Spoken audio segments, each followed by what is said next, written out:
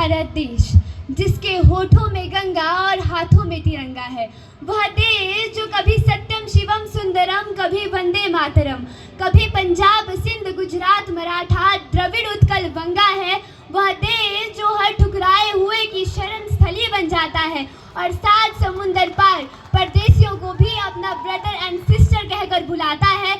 यही प्रेम की पूज्य भूमि भारतवर्ष कहलाता है, भारतवर्ष कहलाता है। परम आदरणीय अतिथिगण, प्रधानाचार्य महोदय जी, निर्णायक मंडल तथा यहाँ पर उपस्थित सभी गणमान्य व्यक्ति, मैं श्री ठाकुर राजकीय वरिष्ठ माध्यमिक पाठशाला बनारसा की ओर से आप सभी के समक्ष मेरे सपनों के भारत पर अपने कुछ विचार प्रस्तुत करने आई हूँ। उत्तरम यत्र समुद्र से हिमाद्रिश्चैव दक्षिणम, वर्षम यत्र भारत नाम भारती यत्र संतति। हमारा भारत देश जो उत्तर में हिमालय है और दक्षिण में समुद्र, और इस भारत देश में रहने वाले हम सभी भारतीय यहाँ रहते हैं। भारत एक विकासशील देश है, लेकिन मेरे सपनों के भारत में मैं भारत को एक विकसित राष्ट्र के रूप में देखती हूँ, जहाँ भारत की एक मजबूत अर्थव्यवस्था होगी, पूरे देश में निःशुल्क आधुनिक शिक्षा दी जाएगी, तकनीक के क्षेत्र में तत्परता से आगे आकर भारत नौकरियों के नए रास्ते बनाएगा और बेरोजगारी जैसी गंभीर समस्या को पीछे छोड़ भविष्य में एक मजबूत राष्ट्र बनकर सामने आएगा। सत्यनिष्ठ के साथ आत्मनिर्भर भारत को अपनाना है। 2047 तक भारत को कोहिनूर सा चमकाना है। दुनिया के किसी भी देश में शिक्षा सबसे जरूरी बातों में से एक होती है। सरकार अपनी ओर से मुफ्त शिक्षा दे, यह बात किसी भी देश की मूल बातों में शामिल होना चाहिए।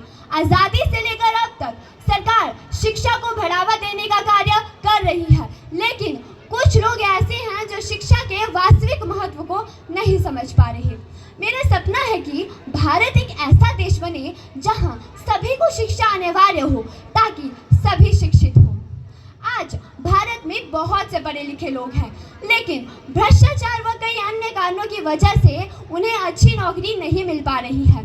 आज बड़ी बड़ी डिग्री हासिल करने के बाद भी लोगों को उसके अनुसार काम नहीं मिल पाता। मेरा सपना है कि भारत एक ऐसा देश बने जहां आरक्षित उम्मीदवार के बजाय योग्य उम्मीदवार को पहले नौकरी मिले तथा योग्यता के अनुसार मिले, ताकि भारत देश की तरक्की हो। महिला सशक्तिकरण, वर्तमान में महिलाएं अपने घरों से बाहर निकल रही हैं तथा विभिन्न क्षेत्रों में अपनी पहचान बना रही है, लेकिन आज वे पुरुषों से काफी पीछे हैं।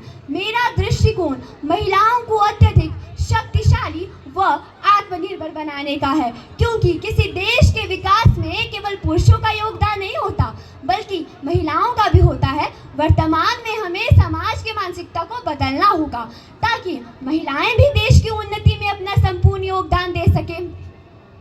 मैं एक ऐसे भारत का सपना देखती हूँ जहाँ तकनीक जानने वाला युवा अब्दुल कलाम बने, IIT, NIT में पढ़ने वाला छात्र नासा के लिए नहीं अपितु इसरो के लिए काम करे। हम फुटबॉल कबड्डी खेलें तो भारत के लिए खेलें।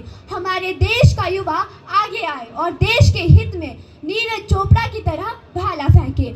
यदि कोई हिमा दास दौड़कर नारी सशक्तिकरण का उदाहरण देते हुए स्वयं जीते, तो वह भारत के लिए जीते। रचनाएं ऐसी रची जाएं कि साहित्य का नोबेल भारत को ही प्राप्त हो। हम शिष्टाचार यूं अपनाएं कि जापान से पहले भारत का नाम आए। पर्यावरण संरक्षण के साथ अतिथि देव भव की भावना जागृत करने की आवश्यकता है। सिंह की गर्जन की भांति नेतृत्व की क्षमता के साथ मैं युवाओं का आह्वान करते हुए कहती हूँ, उठो जवान देश की वसुंधरा पुकारती, उठो जवान देश की वसुंधरा पुकारती, यह देश है पुकारता पुकारती माँ भारती, यह देश है पुकारता पुकारती माँ भारती। मैं देख रही हूँ सपना एक ऐसे हिंदुस्तान का, जन्म जहाँ पर होगा आखिर एक नए सुखी इंसान का। मैं एक ऐसे भारत का सपना देखती हूँ जो बहुत ही ऊंचाइयों और उपलब्धियों को प्राप्त करे। एक ऐसा भारत देश जहाँ महिलाएं अपने आप को सुरक्षित महसूस करे। एक ऐसा भारत देश जहाँ किसानों को उनकी हर एक सुविधाएं दी गई हो। एक ऐसा भारत देश जहाँ जहां रोटी कपड़ा मकान जैसी परेशानियों की कोई समस्या ही ना हो। एक ऐसा भारत देश जो बहुत ही ऊंचाइयों को प्राप्त करे। आज इस मंच पे मैं भारत की बेटी यह कहती हूँ कि हमारे भारत की जिम्मेदारी नहीं है हमें आगे ले जाने की, बल्कि हमारी जिम्मेदारी है अपने राष्ट्र को आगे ले जाने की, अपने वतन को आगे ले जाने की। ना अन्न की समस्या होगी, ना भूख का रोना होगा, मेरे सपनों के भारत में हरा भरा सबको होना होगा। पूर्व प्रधानमंत्री श्री अटल बिहारी वाजपेयी जी ने कहा था कि भारत कोई भूमि का टुकड़ा नहीं है, यह एक जीता जाता राष्ट्र पुरुष है। भारत वंदन की धरती है, अभिनंदन की धरती है। यह अर्पण की भूमि है, दर्पण की भूमि है। इसकी नदी नदी हमारे लिए गंगा है, इसका कंकड़ कंकड़ हमारे लिए शंकर है। हम जिएंगे तो इस भारत के लिए और मरेंगे भी तो इस भारत के लिए। अंत में मैं बस यही कहना चाहूंगी, सबके साथ साथ सार्थक हर प्रयास होगा, सबके साथ साथ सार्थक हर प्रयास होगा। विश्व गुरु का किताब भारत के ही पास होगा, विश्व गुरु का किताब भारत के ही पास होगा।